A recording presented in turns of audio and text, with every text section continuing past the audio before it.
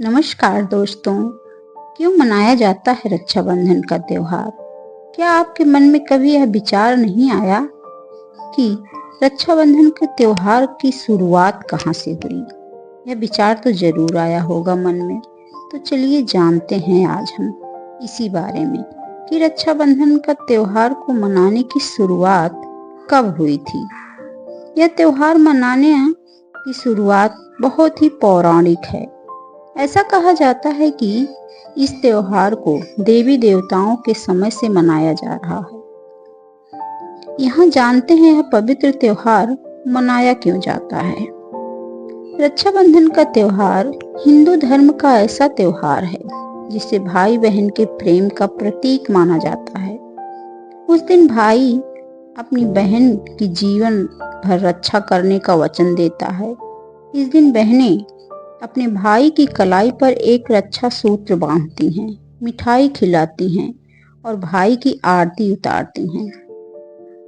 इसके बाद अपनी बहन को कुछ तोहफा देकर भाई जिंदगी भर रक्षा करने का वचन देता है। यह पर्व हर साल बहुत ही पवित्र दिन यानी श्रावण मास की पूर्णिमा के दिन मनाया जाता है। इस त्योहार को राखी के नाम से भी जाना जाता है। हिंदू धर्म के पवित्र त्योहारों में से एक और भाई बहन के पवित्र रिश्ते का प्रतीक राखी का त्योहार ढेर सारी खुशियां लेकर आता है। रक्षाबंधन शब्द दो शब्दों से मिलकर बना, रक्षा और बंधन, अर्थात रक्षा का बंधन। यानी इस रक्षा सूत्र को बंध जाने के बाद एक भाई अपनी बहन की रक्षा करने को बाध्य हो जाता है। रक्षाबंधन त्योहार को मनाने की शुरुआत बहुत ही ज्यादा पुरानी यानी पौराणिक है। ऐसा कहा जाता है कि इस त्योहार को देवी देवताओं के समय से ही मनाया जा रहा है। आइए जानते हैं पवित्र त्योहार मनाया क्यों जाता है। एक कहानी है, माँ संतोषी की कहानी। एक दिन भगवान श्री गणेश जी अपनी बहन मनसा देवी से रक्षा सूत्र बंधवा रहे थे। तभी उनके दोनों पुत्र शुभ और लाभ ने देख लिया और इस रस्म के बारे में पूछा। तब भगवान श्री गणेश ने इसे एक सुरक्षा कवच बताया। उन्होंने बताया कि यह रक्षा सूत्र आशीर्वाद और भाई बहन के प्रेम का प्रतीक है। यह सुनकर शुभ और लाभ ने अपने पिता से जिद की कि उन्हें एक बहन चाहिए और अपने बच्चों की जिद के आगे हार कर भगवान गणेश ने अपनी शक्तियों से एक ज्योति उत्पन्न की और अपनी दोनों पत्नियों रिद्धि सिद्धि की आत्मशक्ति के साथ इसे सम्मिलित किया। उस ज्योति से एक कन्या उत्पन्न हुई। इसका नाम संतोषी हुआ और दोनों भाई बहनों को रक्षाबंधन के मौके पर एक बहन मिली। दूसरी कहानी है माँ लक्ष्मी की। एक बार की बात है, जब असुर राजा बलि के दान धर्म से खुश होकर भगवान विष्णु ने उससे वरदान मांगने को कहा, तो राजा बलि ने भगवान विष्णु से अपने साथ पाताल लोक में चलने को कहा और उनके साथ वहीं रह जाने का वरदान मांगा। तब विष्णु भगवान उनके साथ वैकुंठ धाम को छोड़कर पाताल लोक चले गए। वैकुंठ में माता लक्ष्मी अकेली पड़ गई और भगवान विष्णु को दोबारा वैकुंठ लाने के लिए अनेक प्रयास करने लगी।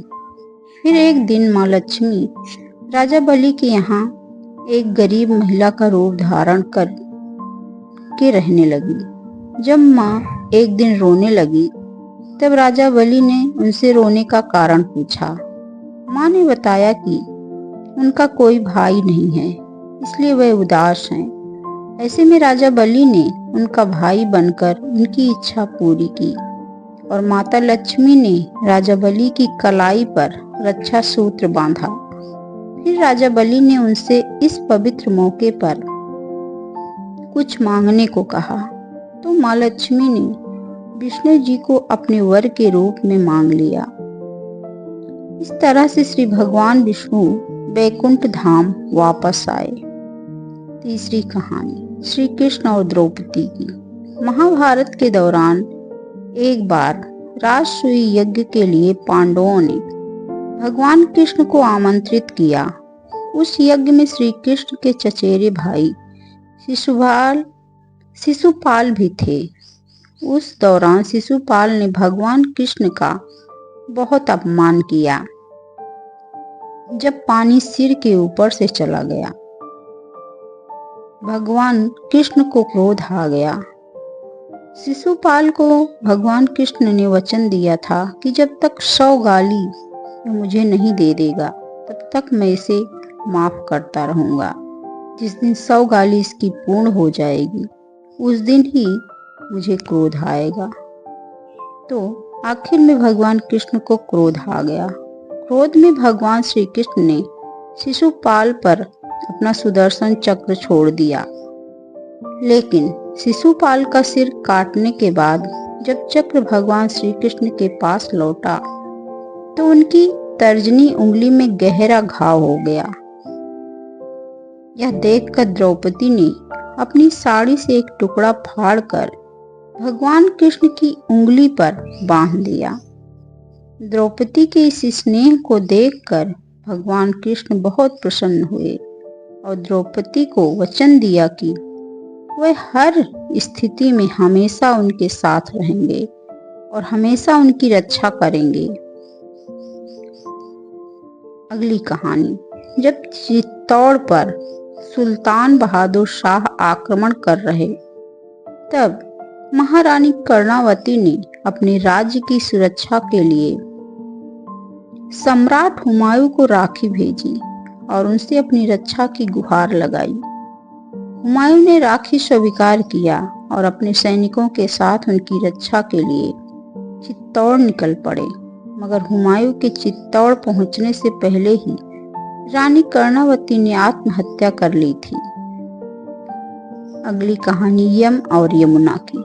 एक पौराणिक कहानी के अनुसार मृत्यु के देवता यम अपनी बहन यमुना से 12 वर्ष तक मिलने नहीं गए। तब यमुना दुखी हो गई और अपनी माँ गंगा से इस बारे में बात की। माँ गंगा ने यम तक यह खबर पहुंचाई कि यमुना उनकी प्रतीक्षा कर रही हैं और यह सुनते ही यम अपनी बहन यमुना से मिलने आए। यम को देखकर यमुना बहुत खुश हुई और उनके लिए बहुत सारे व्यंजन भी बनाए। यम यह प्रेम भाव देखकर बहुत खुश हुए और उन्होंने यमुना को मनचाहा वरदान मांगने के लिए कहा। इस पर यमुना ने उनसे ये वरदान मांगा कि यम जल्द ही फिर से अपनी बहन के पास आए। यम अपनी बहन के स्नेह को देखकर बहुत खुश हुए और हर साल पूर्णिमा तिथि को यमुना जी से मिलने के लिए आने लगे और इस तरह रक्षाबंधन का त्योहार मनाया जाने लगा।